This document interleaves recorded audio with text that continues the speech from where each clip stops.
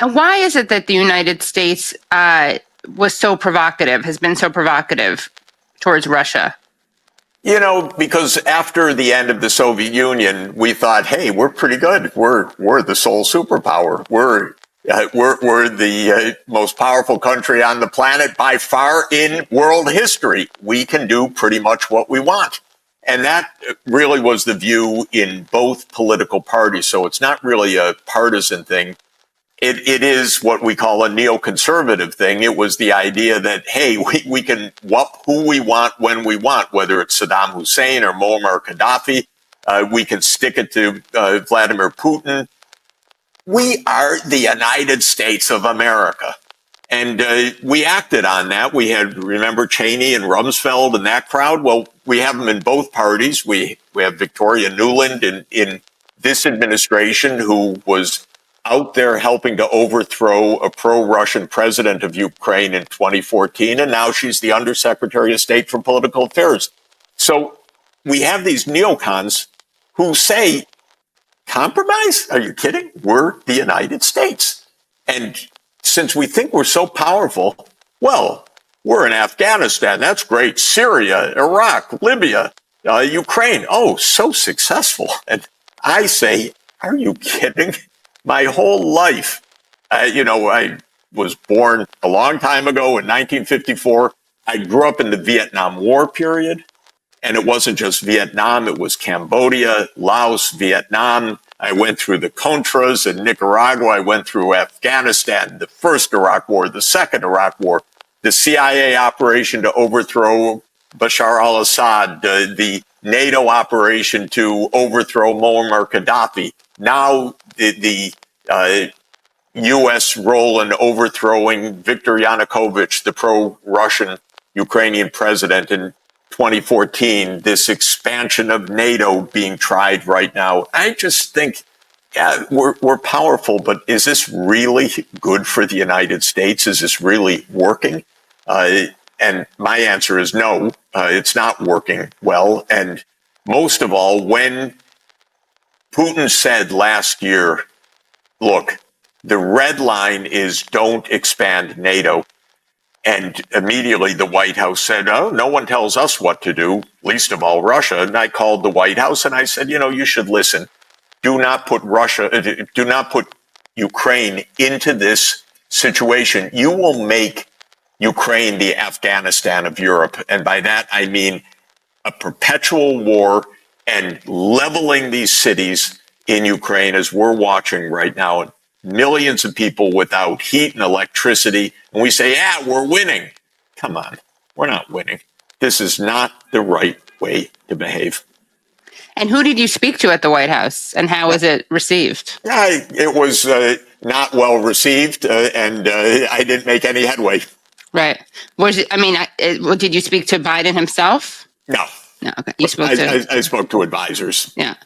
You're someone who has a lot of access, and although it's probably been changing because you've been saying things that are considered heretical. They don't love what I'm saying. Let's put it that way. I don't know whether, they still hear me. Right. So it's pretty much one way. Right. Yeah. I was going to say, do you think that you've changed your politics or your view of the world? You've had such a long and prolific career, and you're very well respected and established. And it almost shocks me that someone of your stature says things that are outside of the mainstream as you do. I mean that as a compliment. Is this something you've always had, or is this a newer thing? Well, it grew over time, because when I started my career, which was 1980, I got my PhD and I became an assistant professor at Harvard University. I can tell you, because I remember it, how proud I was to be an American economist in the world. I studied international economics, so I was going to go out and solve international problems as an American. And I thought that was pretty cool. My hero intellectually is a well-known, very famous British economist of the 20th century, John Maynard Keynes. And Keynes, I was very deeply influenced, like many in my generation. But I read a lot of Keynes's essays, and I just loved the guy, how intelligent and smart he was, and decent. And he, at the time, was, an economist when Britain was with such power and influence. And I thought, that was interesting because he could get something done that was quite good. And I felt really proud that, I'm lucky to be an American at this time when America has this ability to help solve global problems. And here I am starting my career, and I'm going to help solve global problems as an American economist. And I felt that way for a number of years. But then I saw more and more that I didn't really like. And for me, a big turning point is when I became an advisor, always, by the way, unpaid. I don't do this commercially. I do this as a public intellectual, so-called, or as an academic. But I became an advisor to Mikhail Gorbachev's economic team, and then I became an advisor to Boris Yeltsin's economic team. And I knew, really from Keynes, by the way, that when the country that you're trying to help is in really, really deep financial crisis, after all, the whole system had completely collapsed, then that country needs some help to get back on its feet. And that was really my main message in 1990, 1991, 1992. And I helped Poland get back on its feet economically. And everything I recommended, by the way, the White House adopted almost right away. And I said, oh, God, good. They're listening to every word. And then I said the same thing about the Soviet Union with Gorbachev. Zero. Sachs, are you crazy? We're not going to help the Soviet Union. They're our enemy. And then when Soviet Union ended and Yeltsin's economic team asked me to help, I said the same thing about Russia. Again, zero.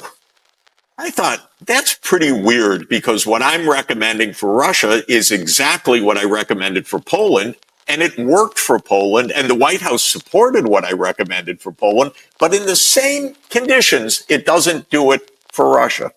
I was a little naive, I have to say, because as an economist, I was making economic recommendations, how to help. But I don't think the mood of Rumsfeld and Cheney and others in 1992 was to help. It was, hey, we are the sole world superpower. We get to change everything right now. And then I waited with Clinton coming in, no real change.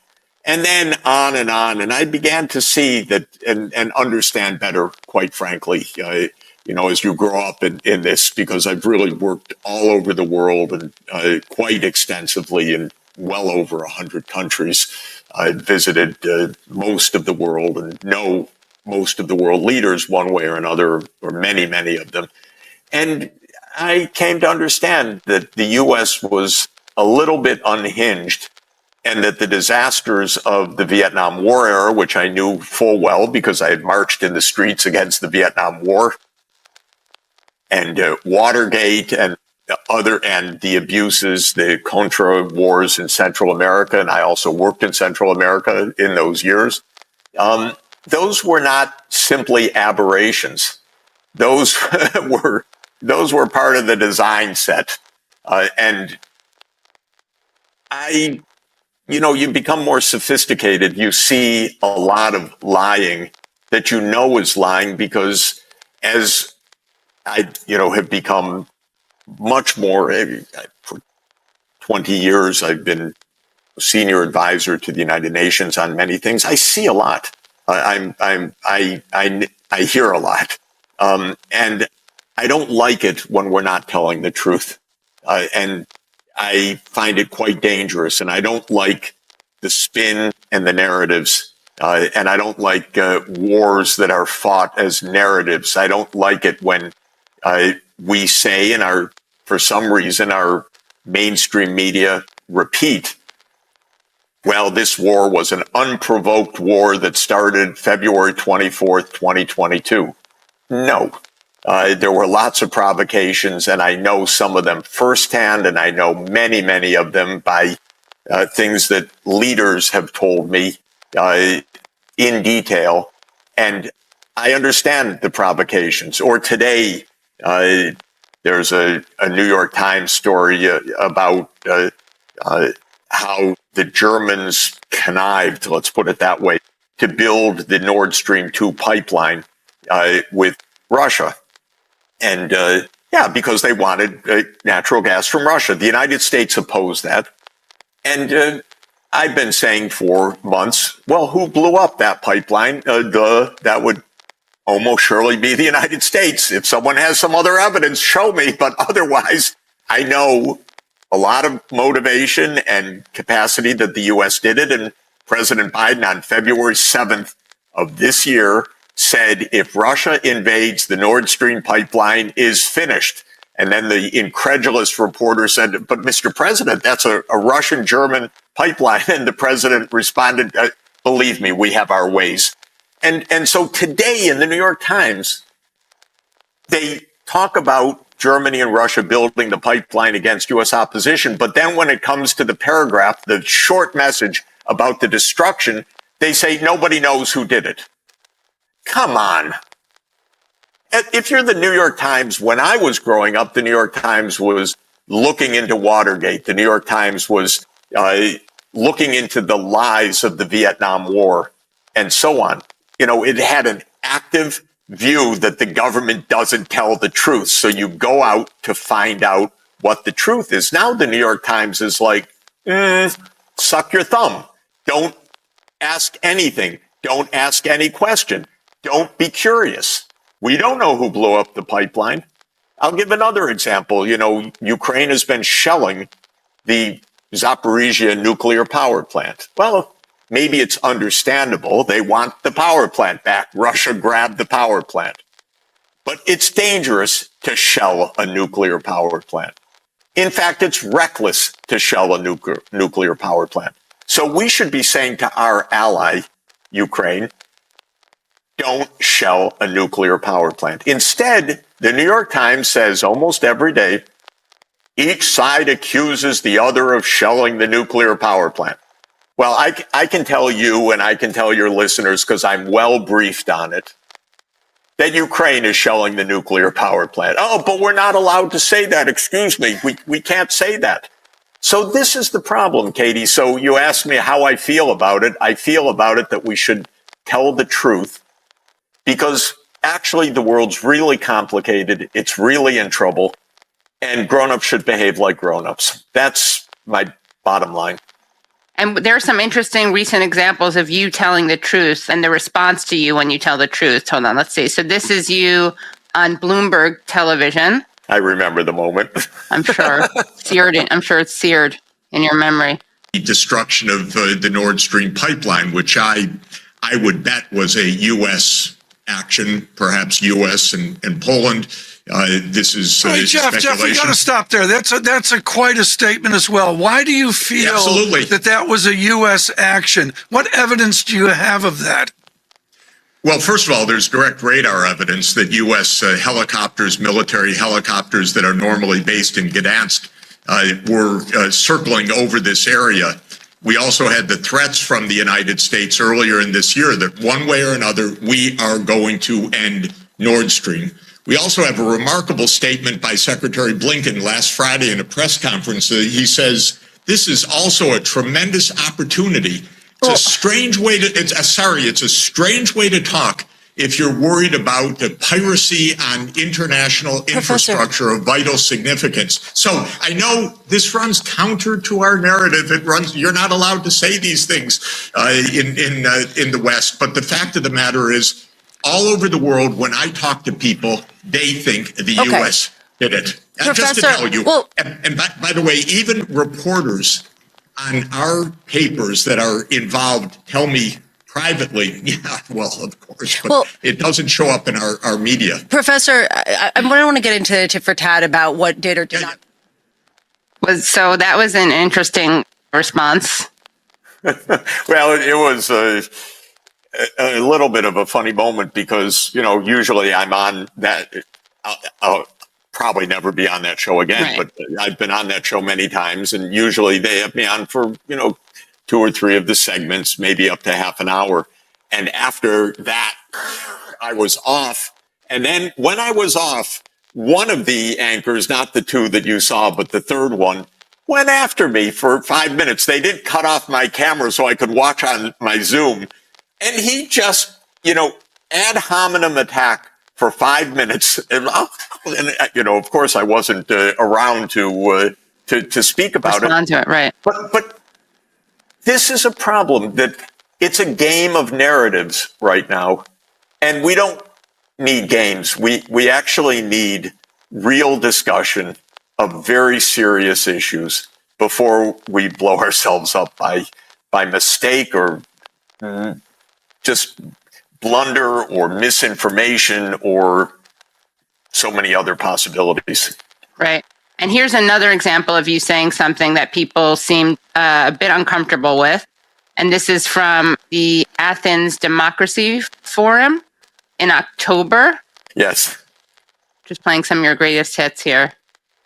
The most violent country in the world in the 19th century, by far, was perhaps the most democratic or second most democratic, and that was Britain. You can be democratic at home and ruthlessly imperial abroad. The most violent country in the world since 1950 has been the United States. It's been by far involved Jeffrey, in more, stop wait a now. minute, in more Let's wars. Jeffrey, Jeffrey, I'm your moderator, and it's enough. Okay, I'm done.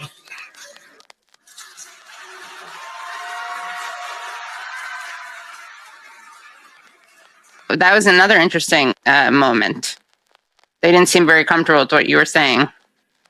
Yeah, the truth is I had talked on a long time, so I probably talked too long, but also I should have been allowed to finish the thought. Right.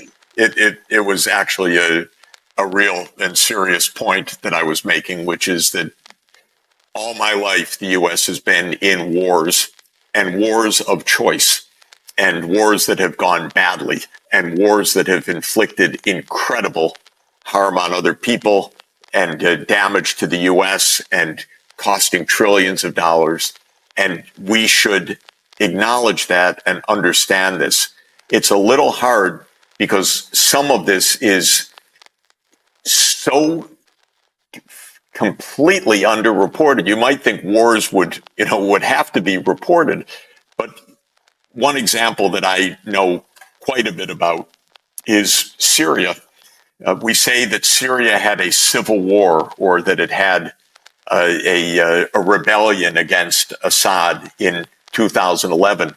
But what Americans never heard about was the presidential finding by Obama that the CIA should work together with the other countries in the Middle East to overthrow Assad.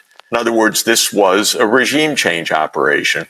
And I think regime change operations are awful. We shouldn't be doing them. They are incredibly destructive and filled with lies, especially when they're covert, as this one was. And we never discussed the U.S. role in this. Everything was basically the lie that there's an insurrection and we're helping the freedom fighters, not that the United States is actively trying to overthrow a government. And is that right, or is that wrong? Is that a decent idea? And one of the things that Putin sees is that the U.S. does that a lot. It shouldn't be a secret, but it's not well understood. Of course, we overthrew Saddam Hussein. We tried to overthrow Assad and failed. We overthrew and basically led to the murder of Muammar Gaddafi. We overthrew the Afghan government. But even more than that, what Americans really don't know and should know is that in 1979, it was the CIA that funded the Mujahideen, which was the precursor of Al-Qaeda and Osama bin Laden, and all of that We did that as a lure to try to draw the Soviet Union into a war in Afghanistan. Really a deep, dirty trick that now not only ended up destroying Afghanistan over the course of many decades, but drew the United States into this complete morass for 40 years as well. And then Putin says, I don't want NATO on my border. And the United States says, oh, why? Don't be paranoid. We're a defensive, peace-loving country. You know, when you know a bit, you just say, don't put NATO on Russia's border. That's what you know. And if the New York Times were doing its job, which it doesn't do anymore, and if the Washington Post were doing its job, which it doesn't do anymore, and it was giving some context, some background, some history to fill out what these conflicts are about, we wouldn't be stuck in these conflicts. Well, I think the U.S. wanted Russia to integrate in a way that was subservient to U.S. power. And Russia wanted to integrate as an independent nation that was itself a geopolitical power. And this is really the clash. The United States believes itself to be the unipolar superpower, the unique superpower of the world. Countries that disagree with that, most importantly China and Russia, become perceived by the U.S. as anti-American rather than pro-multipolarity. And so this is really the fundamental difference. Of course, the U.S. mindset transcended the events of the late 80s or early 90s. The whole Cold War was viewed as confrontation with Russia. And I would add that Britain's hatred of Russia goes back centuries for a lot of reasons. And so Britain was already rabidly Russophobic in the 19th century. And a lot of what we see in the rhetoric and in the British media today is a kind of replay of the Crimean War drumbeats that occurred in the middle of the 19th century. It's you would say it's almost humorous if it weren't so tragic and deadly. But a lot of the same points and rhetoric and ugliness that one sees in the comment pages, even of what I think of as sophisticated media like the Financial Times, is pretty simplistic and ugly and very Russophobic. You were tasked to implement economic reforms in former Soviet Union as well as Russia during the 90s. What happened there when you asked for economic assistance in ensuring that these market reforms take place? How was the response of Washington back then? Well, just to be clear, I wasn't tasked with implementing anything. You know, I'm an advisor and no power role, but they saw me as possibly a channel to Western finance. And I told them that I would try to be a channel to Western finance. Why? Because I believe that when a country is in financial trouble, the international financial system should help that country to get out of trouble, both as a basic matter of morality and ethics and as a win-win proposition for global cooperation. My guru in this is John Maynard Keynes, who wrote famously The Economic Consequences of the Peace in 1919.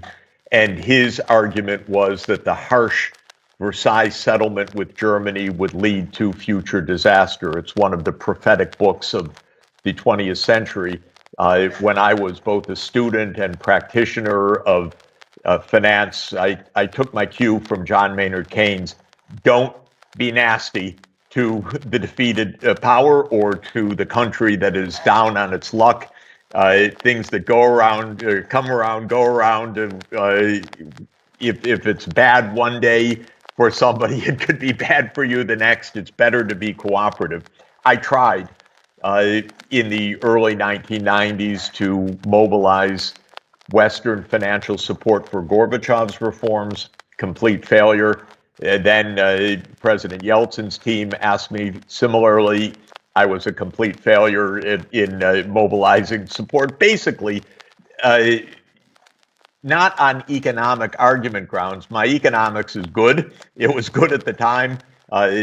What I had recommended for Poland in financial terms was adopted because Poland was on our side. And I recommended debt relief. I recommended emergency stabilization funding, and it worked. It wasn't just a theory, it worked. So when I recommended the same thing with Russia, I thought, well, I've already shown that these ideas make sense. And they do make sense. But Washington rejected them, not because of the economic debate, which it was sometimes portrayed, but because of the geopolitics, which is, Poland's on our side, of course we'll help, but they are on the other side. So, of course, we won't help. And it is almost as simple as that. Let us move to a fundamental debate that has failed in the German corporate media regarding Ukraine. We have also interviewed a wide range of experts from Noam Chomsky, Chris Hedges, Vijay Prashad, Peter Kasek on this matter, so it'd be interesting to get your view as well. Denazification and demilitarizations were reasons given by the Russian state to justify its war in Ukraine. Do you think these reasons had any legitimacy? Look, the core of this is the clash between the United States and Russia. That clash goes back to 1992 when the neoconservatives took over American foreign policy. This was originally Rumsfeld, Cheney, Wolfowitz in the administration of George W. Bush Sr. But there are a lot of neocons around. Madeleine Albright was a neoconservative. Hillary Clinton was a neoconservative. Victoria Nuland, who was Assistant Secretary of State during the Maidan in 2014, is now the Undersecretary of State for Political Affairs. She's a neoconservative. And so what happened was the U.S. foreign policy, starting in 1992, aimed for U.S. dominance, sometimes called full spectrum dominance, that in every region of the world, the U.S. should be able to blow away, figuratively, I hope, its opponents and antagonists, and to have geopolitical dominance through military, financial, economic, technological, and other means. And in 1992, that was the view. And it looked, who could rival us? Russia's down on its knees. China's a poor, rural country. Well, of course, it was never realistic. The world's never dominated by one country in all of history, though there have been empires, of course, that are powerful. But there's always going to be rivalry and always multipolarity in some sense, and that's especially true in the 21st century. Russia did not buckle under the U.S. View. China, even less so.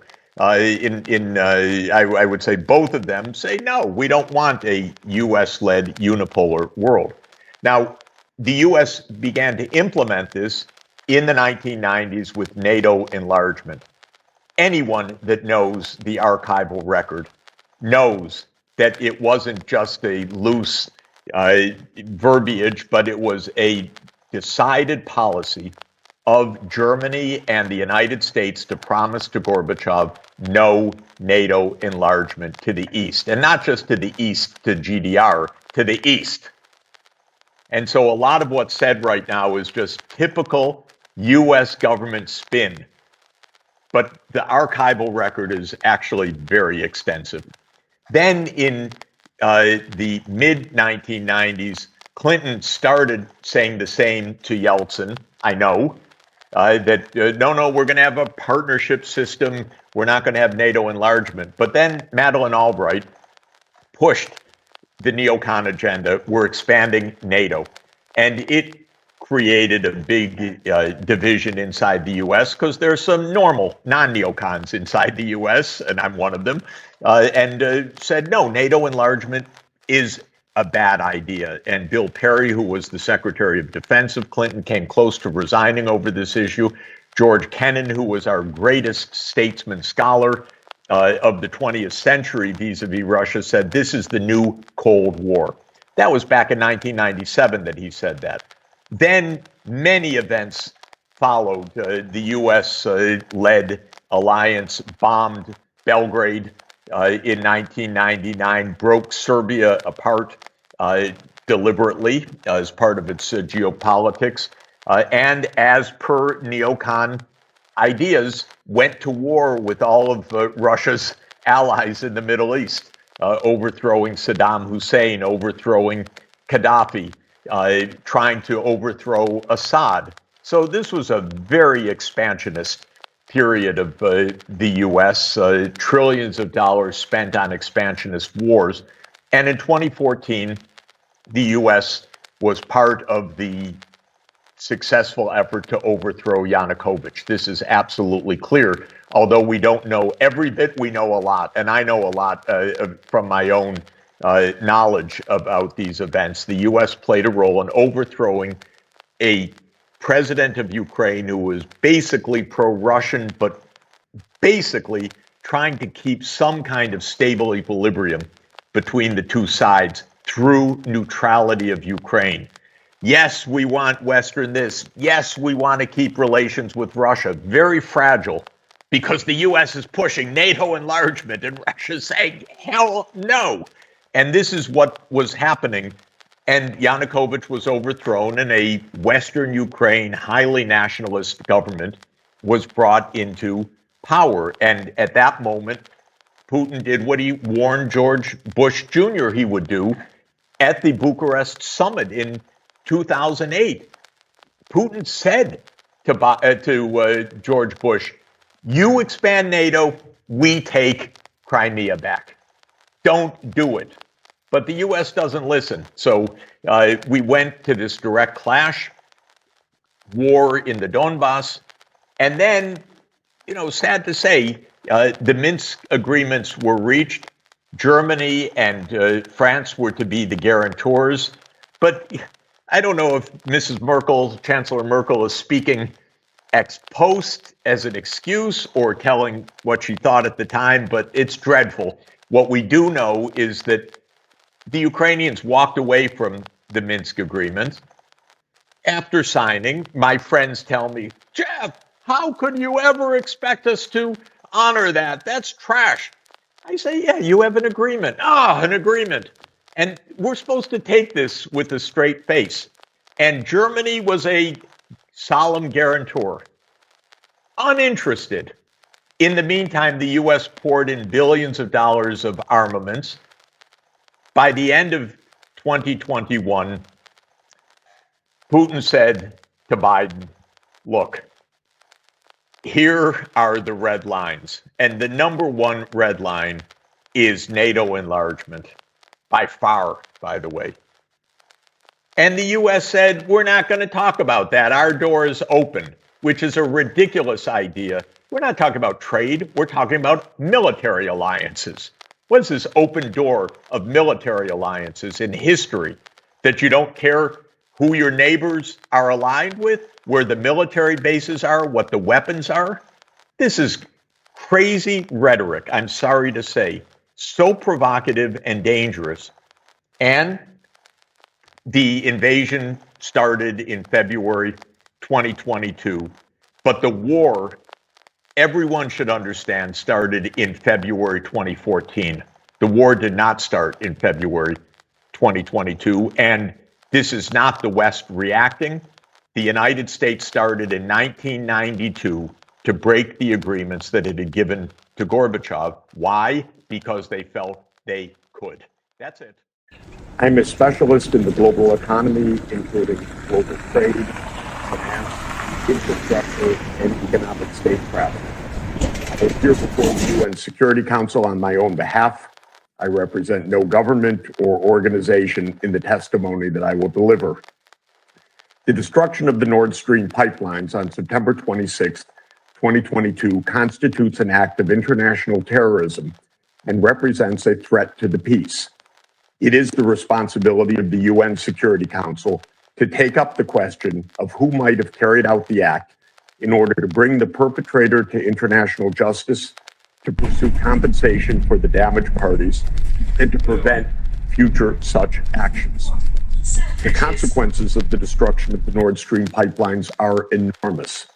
They include not only the vast economic losses related to the pipelines themselves and their future potential use, but also the heightened threat to transboundary infrastructure of all kinds: submarine internet cables, international pipelines for gas and hydrogen, transboundary power transmission, offshore wind farms, and more. The global transformation to green energy will require considerable transboundary infrastructure, including in international waters. Countries need to have full confidence that their infrastructure will not be destroyed by third parties.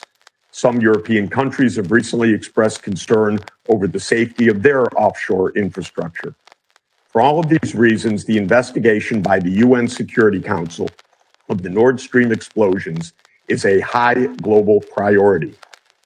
The destruction of the Nord Stream pipelines required a very high degree of planning, expertise, and technological capacity.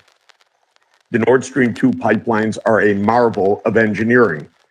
Each section of pipe is rolled steel of 4.5 centimeters thickness and with a pipeline internal diameter of 1.15 meters.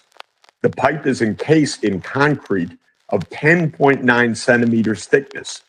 The weight of each section of concrete encased pipe is 24 metric tons. The Nord Stream 2 pipelines, some 1,200 kilometers in length, contain around 200,000 pipes. The pipelines sit on the sea floor. Destroying a pipeline of heavy rolled steel encased in concrete at depths of 70 to 90 meters requires a highly advanced technology for transportation of the explosives, diving to install the explosives, and detonation.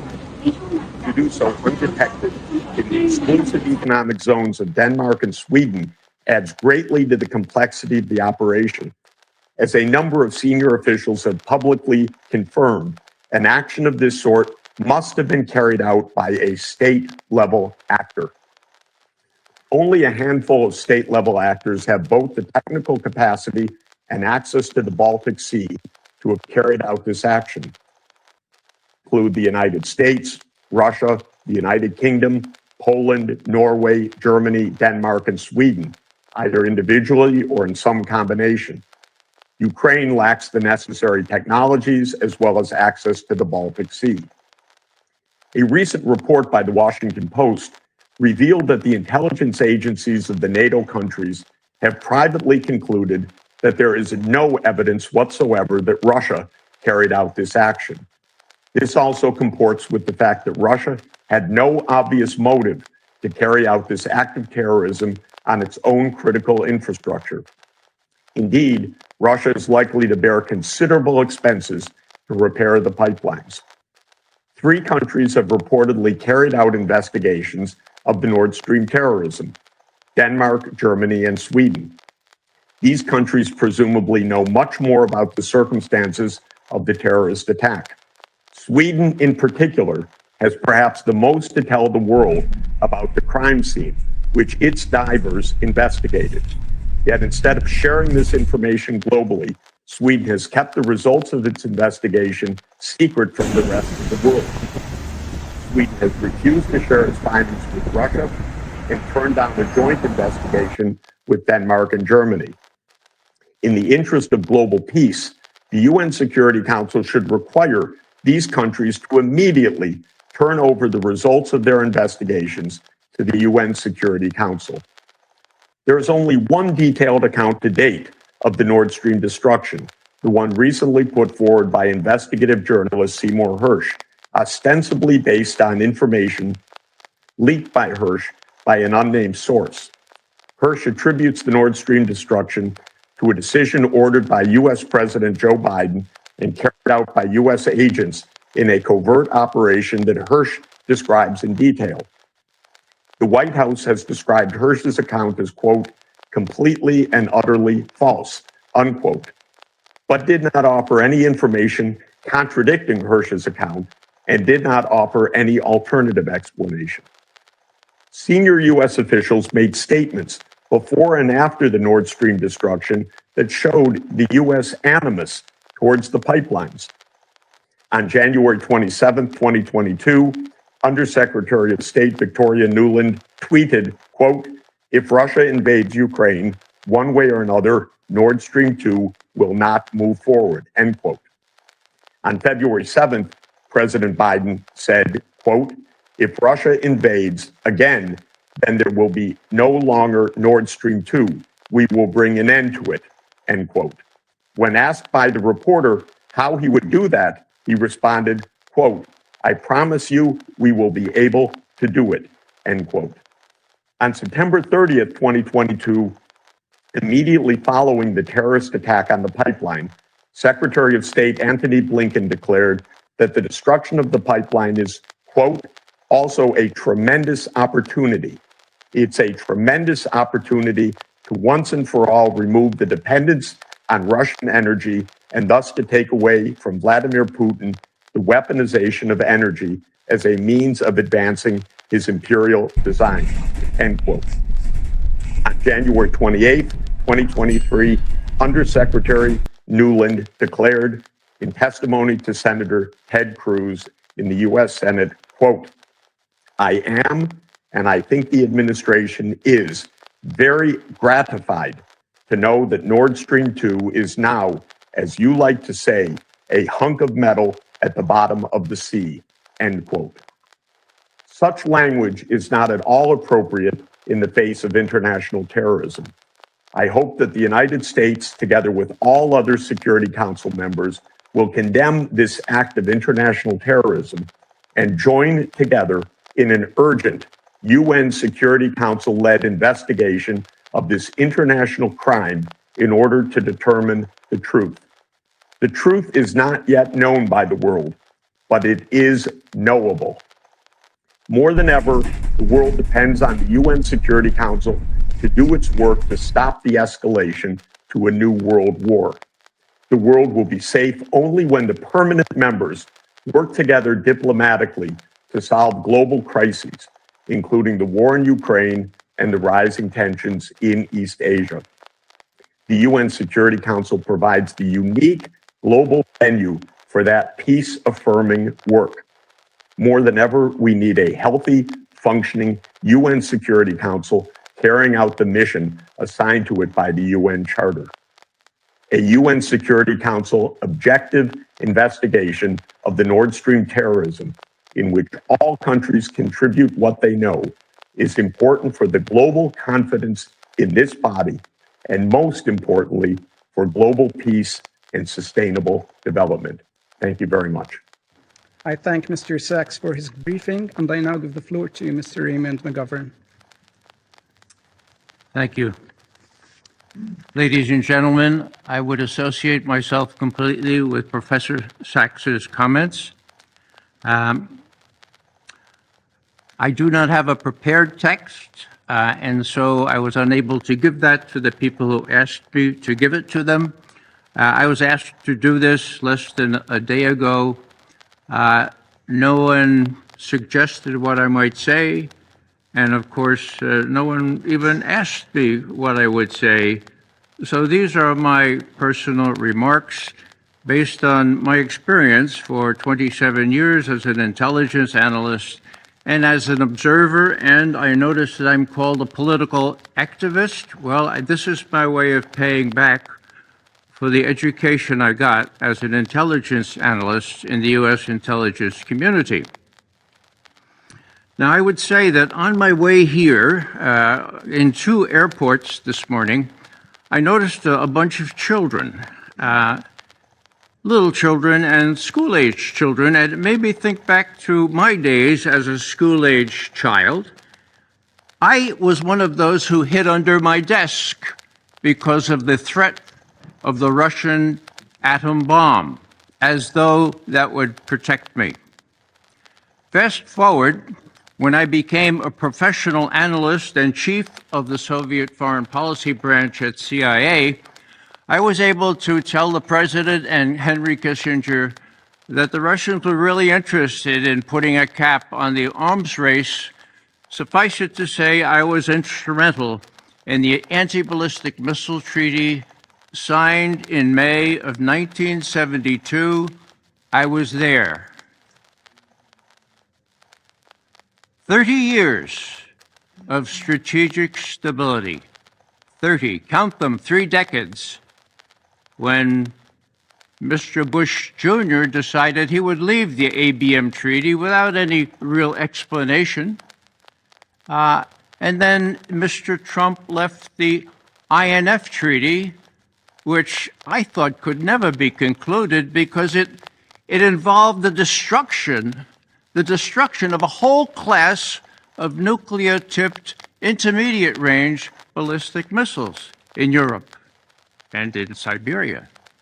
Then we had the Open Skies Treaty, from which the U.S. left. And now we are warned that the New START is also in danger. I must say that after the anti-ballistic missile treaty was signed, I was feeling euphoric. I need not worry about whether they're building this building just to be demolished by the next nuclear weapon. And it's very sad for me to watch what's going on now, where people can't get together and deal. Verhandeln. That's the German word for negotiate, deal. If you look at it, it comes from the word hunt. The hunt. The hunt. You reach out the hunt and you get to know and you get to understand what is bothering the other party. Now, I don't want to get ahead of myself here. I do want to talk about Seymour Hersh's article. And I can have to say up front, full disclosure, that I am a friend of Seymour Hersh. And so I will not opine myself. I will cite a very distinguished former U.S. ambassador and also Assistant Secretary of Defense. These are the words he said about Seymour Hersh. Hersh attracts whistleblowers because he has a perfect record of protecting their identities and accurately publishing what they reveal after due diligence, despite the government denials and slanderous attacks that invariably follow. His reputation is such that people of conscience seek him out. People of conscience. As a U.S. Army officer and as a CIA employee, I took an oath, one oath.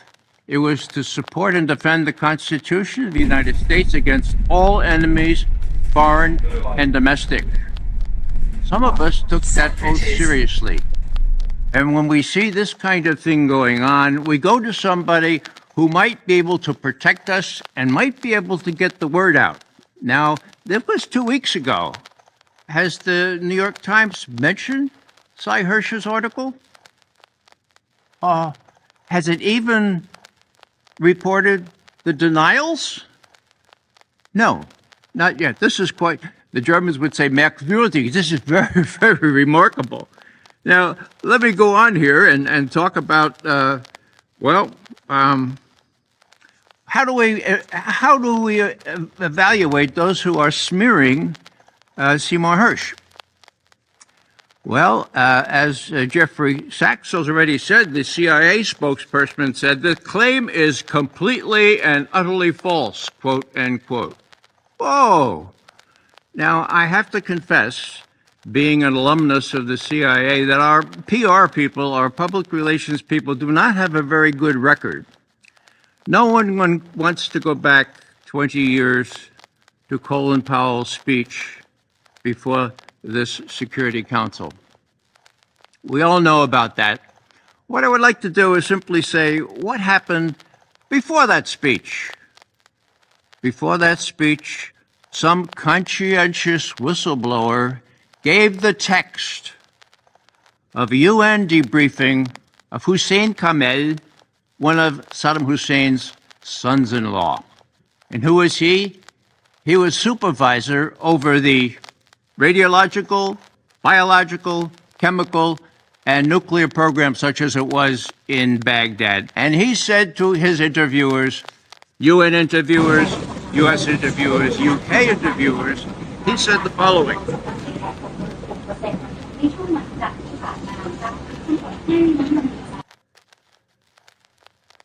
All nuclear, chemical, biological, and missile programs have been destroyed.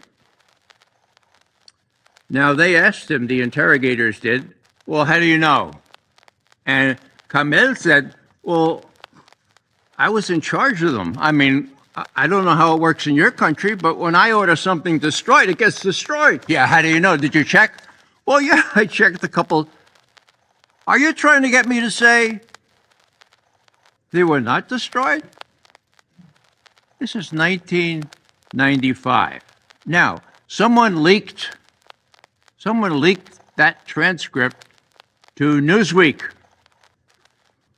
Newsweek on the 24th, almost exactly 20 years ago, Newsweek published this report saying Hussein Kamel, the highest-ranking Iraqi official ever to defect from Saddam Hussein's inner circle, told the CIA and British intelligence officers and U.S. inspectors in the autumn of 1995 that after the Gulf War, Iraq destroyed all its chemical and biological weapons and the missiles to deliver them. Kamel had direct knowledge of what he claimed for 10 years. He ran Iraq's nuclear, chemical, biological, and missile programs. And in a classic understatement, the author, John Barry, in Newsweek says, the defector's tale raises questions about whether the WMD stockpiles attributed to Iraq still exist. Well, I guess. What happened? Newsweek published this in a little blurb, first on their site, their website. Then the members of the media went to a fellow named Bill Harlow, who was CIA PR person, CIA spokesperson for the agency. And he said, look, this report is incorrect, it's bogus, it's wrong, and it's untrue. Whoa. Incorrect, bogus, wrong, and untrue.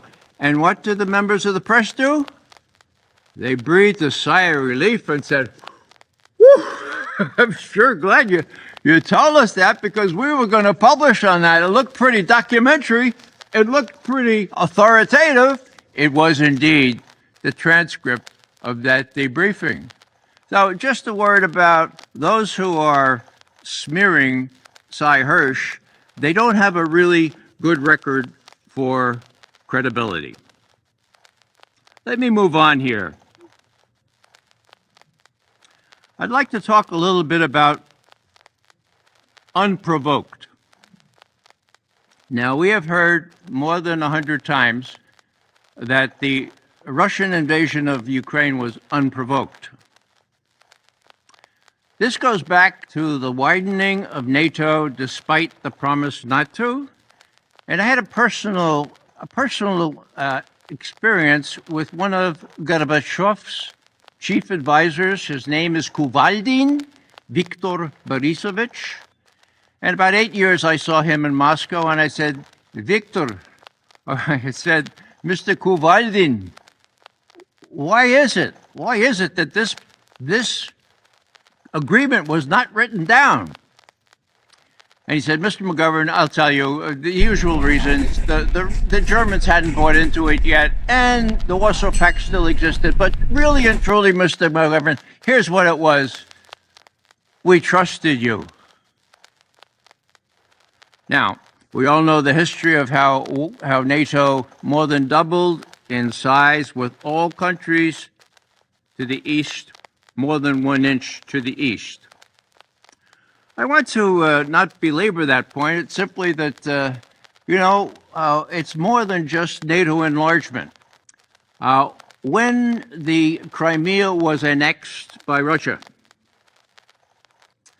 Mr. Putin got up a month later, and he said, we had to annex Crimea because of the coup in Kiev in February of 2014, and even more important than NATO membership for Ukraine was the prospect that medium-range ballistic missiles would be put on the periphery of the United States, which indeed they are capable of doing because there are capsules, holes in Romania and Poland that accommodate Tomahawk missiles, cruise missiles, and will eventually accommodate hypersonic missiles.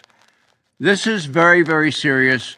Mr. Putin made this point in December of last year, not last year, but the year before, in talking to his chief military. Now, how do I end this? I would like to do a little human business here. The Verstehen, let me just point out that when I was in Germany last, there was a button that one put on the lapel, and it said, Putin Versteher. Okay? Now, those of you who know German know that means someone who understands Putin. And I thought to myself, wow, somebody is interested in understanding Mr. Putin? And my friend said, no, Ray, for God's sake, don't wear that button. That's a pejorative. That means you're in Putin's pocket. Now, Verstehen comes from the word stehen, to stand, okay? If you can't understand where people stand, you can't understand what bothers them. And what bothers Mr. Putin, as well as membership in NATO for Ukraine, is the emplacement of these holes already operational in Romania and Poland, right on the periphery of the United States. They are disguised as ABM systems, but they can easily be put, accommodate cruise missiles and, as I say, hypersonic missiles. Now, there was a motto in the recent German demonstrations. It said, verhandeln statt schießen. Now, verhandeln is the word for negotiate, to talk. Hand, die Hand. You reach out the hand to the other person, you try to understand them. Verhandeln statt schießen. Schießen is to shoot, okay? Now that makes good sense. But I have to tell you that it's not welcome in Germany. A good friend of mine, Heinrich Bücker, has been convicted of saying we ought to put ourselves in the shoes of Mr. Putin, and we ought to realize the far-right influence in the government of Kiev. He was convicted in a German court. He's appealing, but he's not going to pay the 2,000 euro fine, so it's likely he will end up in jail for several months. Now, that's freedom of speech. We enjoy that here in the United States. I really am concerned of what will happen to my friend. Just suffice it to end here and to say that this verhandeln, verhandeln, reach your hand. Let's be human here. Let's not dust each other off. Let's extend our hands. Verhandeln statt schießen. Well, it was very, very bleak in our country during the suppression of blacks. And I had the privilege of working with Vincent Harding, Dr. Harding, who was the author of Martin Luther King's speech on Vietnam. He had a song, and the song was, we got to keep on moving forward, never turning back. Well, what I would suggest is that we need to keep on moving forward. And I would recommend the second stanza of this to you all. And if you would listen, I would really very appreciate it. We're going to keep on moving forward. We're going to keep on loving our enemies. We're going to keep on loving our enemies. We're going to keep on loving our enemies. Never turning back. Never turning back. In closing, I will just refer to those children that I noticed more than I usually notice children in the airports today. And when I ask you all, because you have the power to do so, given to you after the last major world war, I ask you to do what's necessary so that no one kills the children anymore. Thank you very much. Do you know what I mean? I mean, it's like, it was a big challenge. I mean, it's like this, you're taking a command economy, a formerly totalitarian system. You've got all these kind of, you might say, psychological issues. They're adjusting to suddenly not being considered one of the world's two superpowers. You would ideally like them to move in a democratic direction. I don't think that's truly a prerequisite for world peace, as some people do, but you like it. I mean, there's a lot going on there. It just seems to me hard to imagine that they didn't say, we need some like task forces. We need the world's greatest minds figuring out how we're going to accomplish this. They just thought it will happen naturally. And they didn't. They didn't, period. The idea started in 1992 under Bush 1 with Rumsfeld, Wolfowitz, Cheney, that this is now the time for the U.S. to lead the world, to be the global hegemon. That was the idea. For Clinton, the idea was, I don't know what. Presidents don't understand much anyway in the first year or two of their administrations, and Clinton was certainly like that. But they said no heroics. You know, it's domestic politics anyway, no heroics. And so, no, nothing of a big, ambitious scale was done. That was what I believed in because I knew enough of history I knew a lot of history, I have to say, of the end of World War I and the disasters that ensued, and the end of World War II and the constructive approach that had ensued. And I wanted this to be a constructive approach. But the U.S. already had decided in 1992, this is going to be a U.S.-led world. We're going to start expanding NATO. Russia is, going to be a bit player. We just have to make sure the nukes don't go off.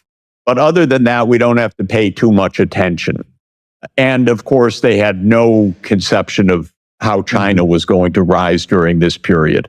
But what I would say in brief is that from 1992 until today, the U.S. grand strategy has been to be the top dog with no rival. And of course, it's a ridiculous idea compared to the idea of a decent world that cooperates and that tries to overcome poverty and that faces climate change and so forth. The U.S. grand strategy is not about ending climate change. It's not about economic development. It's not about ending poverty. It's not about peace. The U.S. grand strategy is that the United States needs to be the predominant country in the world, period. And we have two rivals in this vision. One is the big one, China, and the other one is what they think of as a kind of sideshow, but it's not quite a sideshow. It's 11 time zones, and it's a country with 1,700 deployed nuclear weapons, and we're at war with it. That's Russia. And the U.S. view is, no, this is the U.S. world. And that is in both parties. In the Republican Party, it was the Cheney, Rumsfeld, Wolfowitz world. In the Democratic Party, it's been the Democratic Party neocons. By the way, Victoria Nuland, our Undersecretary of State, Blinken, Jake Sullivan, and Biden. They've been part of that all along. Are you saying they all deserve the label? This is a technical issue, neocon, or you're just saying that it's more or less the same foreign policy, whatever you call it? A little bit of both, but when I say it, people are shocked. Jeff, what are you talking about? How could you call Biden a neocon? A congressman just basically took my head off a little bit for saying that. But the fact of the matter is, look, Biden, Newland, and Sullivan were part of the overthrow of the Ukrainian president in 2014 that really started this war in its violent phase. So yes, they've been part of the idea that what's really at stake is a U.S.-led world. For me, it doesn't compute. What's really at stake, in my view, is a cooperative world operating under the UN Charter and taking steps to end poverty and fight climate change and other environmental disasters. But it's a very different view. Basically, most of Washington is organized around the U.S. must lead view. And it's out of date. It's anachronistic.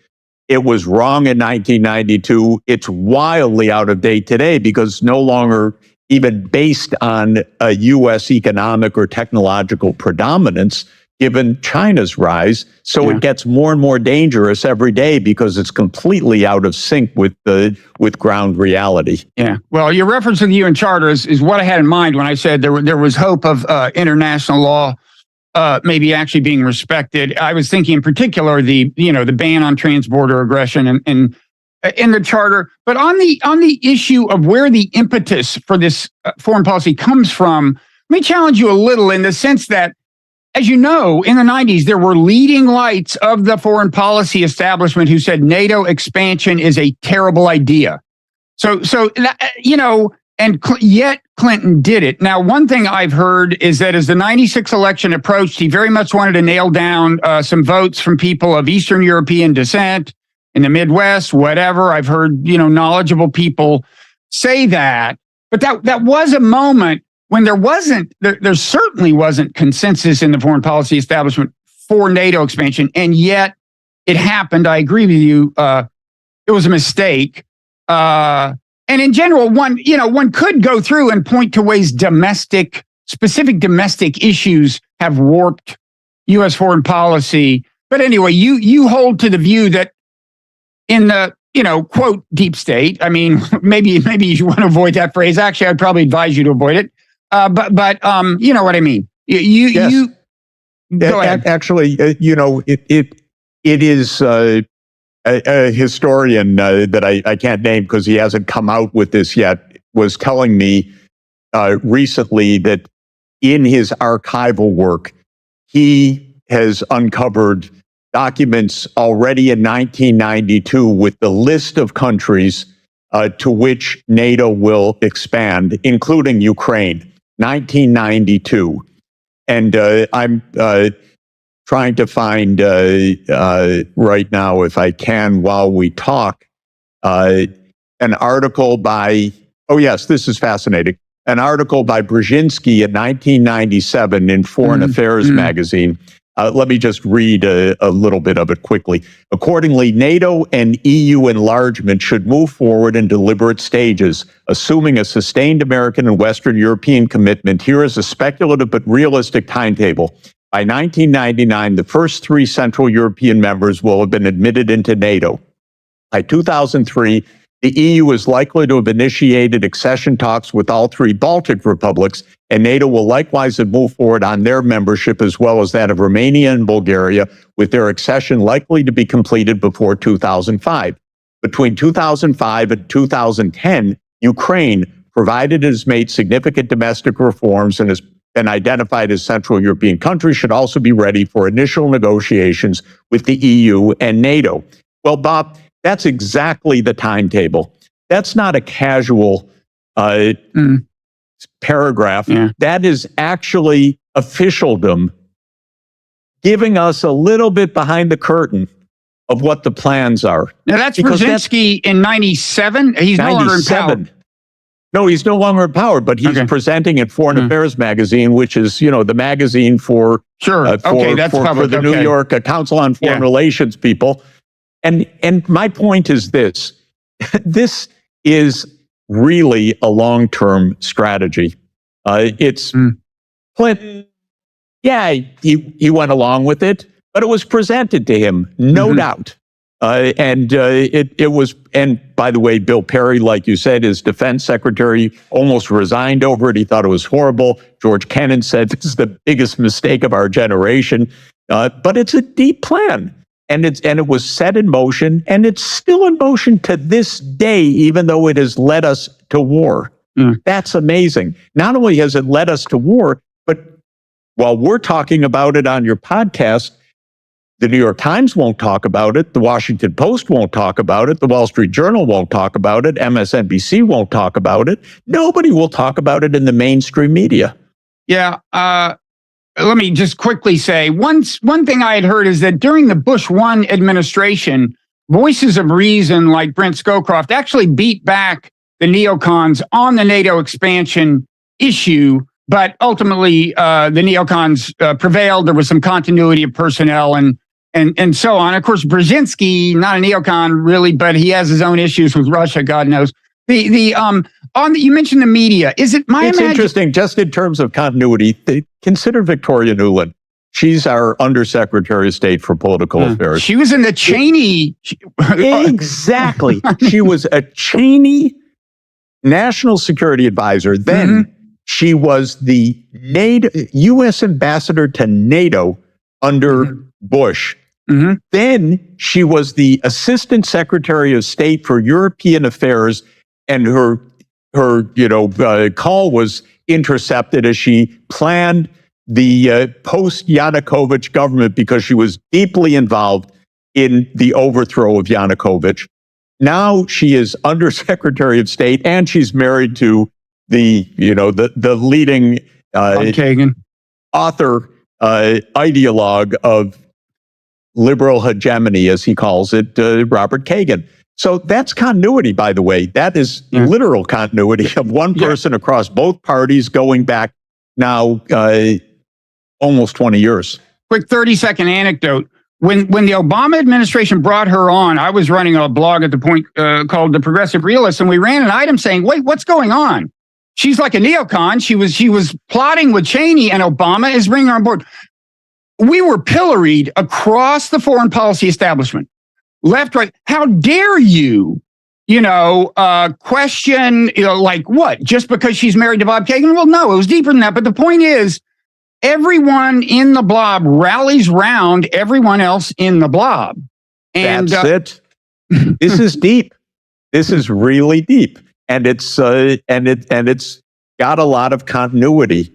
And the continuity now is extremely dangerous because it's so anachronistic. We don't understand to this moment that we think we're leading the world parade, but 80% of the world saying, huh? What? Who are you to lead the world parade? We've got, yes, the U.S., Canada, Britain, European Union, Japan, Korea, Singapore, Australia, New Zealand. That's our list. Okay, that's a list that is 15 to 20% of the world population. And the rest of the world, like President Lula, who was just in China, and the Saudis, and you name it, because they were just with China also, and China just brokered peace between Saudi Arabia and Iran. The rest of India, the rest of the world saying, no, the U.S. isn't our leader, but we'd like to get along with you. And that's where we have this basic discontinuity right now. And we keep pushing NATO. And it just doesn't make sense. Now, Jeff, I know you've got a heart out, as they say in the business, like right now. So if you don't have time to answer this, just don't or give it a one-word answer. But is it my imagination, or you mentioned the media? Has the media actually gotten worse in some sense? I mean, it always without question. Well, and how would you characterize that? And without question. So and by the way, I will tell you, when Nord Stream was blown up, I had a chat with a longtime friend and actually a classmate of mine from Harvard from decades ago, who was a senior reporter in one of the most important newspapers. I said, you know what? I think the U.S. did it. And he said, of course the U.S. did it. Who else? And I said, maybe your paper could mention something like that. And just today said the Russians did it. He said, oh, come on, Jeff, come on. I said, are you kidding? Could we have a serious discussion of this? And he said to me, you know, the editor's not so interested in that. And I said, this is a friend from decades. I said, you know, when I was young, I turned to your newspaper because of Watergate, because of the Pentagon Papers, and I loved it. And he said to me, that paper is so dead and gone, Jeff, you have to understand that. And I cannot imagine, you know, this is a really talented guy, lead columnist, lead journalist, I should say. And he's telling me the paper that I loved is dead and gone.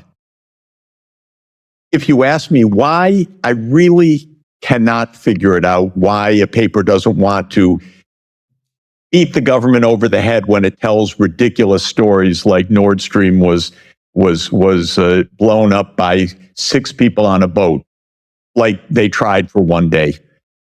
Okay, come on. This was put out by serious media because it was almost a joke from the intelligence agency. Why these media are so in line with official narratives, I don't fully understand. I know all the theories, money, advertising, power, many other things. But the truth is, it's dreadful compared to what it was 40 years ago. Dreadful. And it's gotten a lot worse.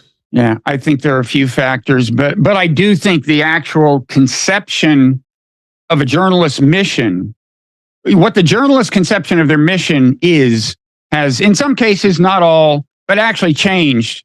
When I was young, which is a long time ago, we knew the government lied nonstop. And the idea of journalism was pick out the lies. You know, that was fun. And not fun, only crucial, like the Pentagon Papers in the Vietnam War, like Watergate. And now you don't get any sense of that, because if you're somewhat experienced, and also I'm lucky to have daily conversations with a lot of people who are in the know because of their responsibilities. So I know a lot of what goes on day to day. I don't see any will in the mainstream media to start from the basic proposition that, okay, politicians lie, that's their job, but our job is to tell the truth. That, to me, is a great division of labor. I'm not even expecting politicians to stop lying. I'm just expecting the media not just to parrot the lies.